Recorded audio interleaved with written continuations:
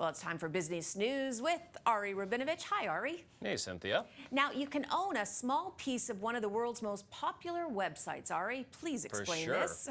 Well, it can be a little confusing because for many years we've been talking about Reddit stocks, which really refer to some of these sort of online groups that would seek to short other stocks. But now it literally is available to buy. Reddit. You can now buy that stock on Wall Street, although maybe not right at this moment because Wall Street is now closed. But today was the first day that the company went public, as you could see there. So the first day to buy shares, the investors bought in. The closing price at about $50 per share. That's up nearly 50% from its initial public offering. So a lot of momentum right at the open, Cynthia. Now the market cap was initially $6.4 billion. It's now about $8 billion.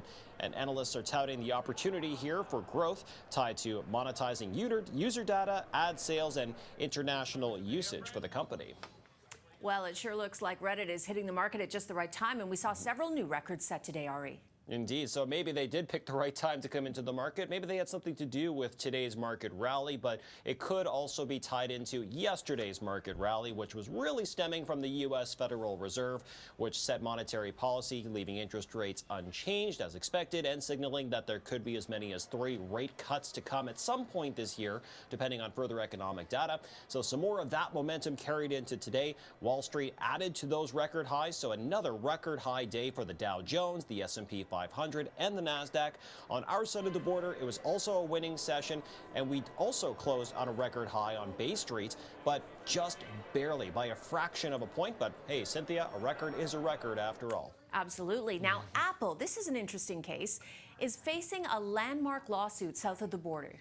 For sure. And so this actually adds to one of the many other lawsuits that Apple is facing, including in Europe.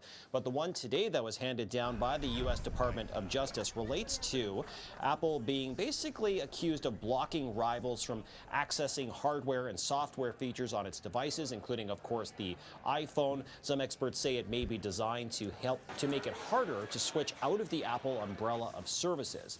Now, this comes in addition to similar moves in Europe related to Apple's fees and terms of conditions for App Store developers. Now, Apple has rejected all of these claims and plans to fight it in court. It's worth noting that shares of Apple today bucked the trend, so to speak, falling about 4% on Wall Street today, Cynthia. Okay, so possibly having an impact on its stock prices. Absolutely, a red apple, so to speak. Oh, all right, Ari, good to chat with you. Thanks very much for joining us. You as well.